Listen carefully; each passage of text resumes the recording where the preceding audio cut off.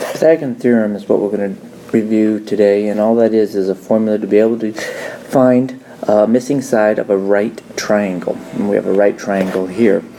So A and B are the legs, and C is the hypotenuse. So if given A and given B, we want to plug it into the formula. So A is 6, we're going to square it, and B happens to be 8 squared, and it's going to equal C squared. For doing the math, we'll get 36 plus 64 equals C squared, and those two would add up equal 100 C squared, and then we take the square root of C to get our answer of 10. So finding the missing side using the Pythagorean theorem is 10. This time we give us A and they give us C, so I'm going to plug in for A. B is not given, and C happens to be given to us. So we have 25 plus B squared equals 169. So to find B, I'm going to solve by subtracting the 25. And so I get B squared equals 144. I'm going to take the square root of B. I get 12. And I'm taking it both sides. So the answer for B is 12.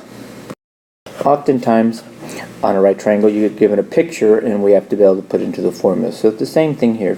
5 is A, 12 is B, and X is C. So we're going to plug into our Pythagorean theorem and find the answer by doing the math. And this is 169 equals C squared. And if I take the square root of C, I'll get my answer of C of 13. X happens to be A in this case, 8 is B, and 10 is C. So I'm going to plug in X squared plus 8 squared equals 10 squared.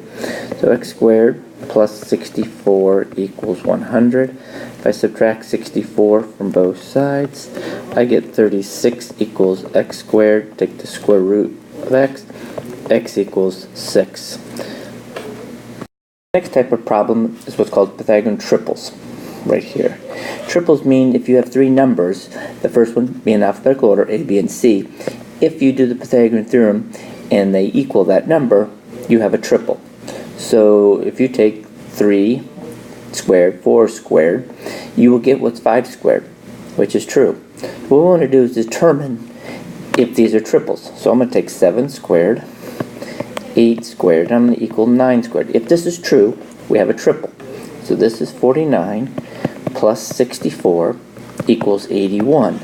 And when I add those two up, I get 113, which does not equal 81. So this is not a triple, a Pythagorean triple. Let's try the next one.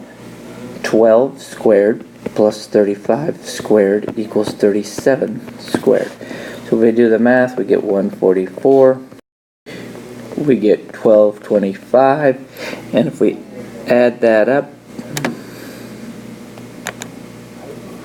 we get 1369 with this side. And if I do 37 squared, I get 1369. And since they're the same number, yes, it is a Pythagorean triple.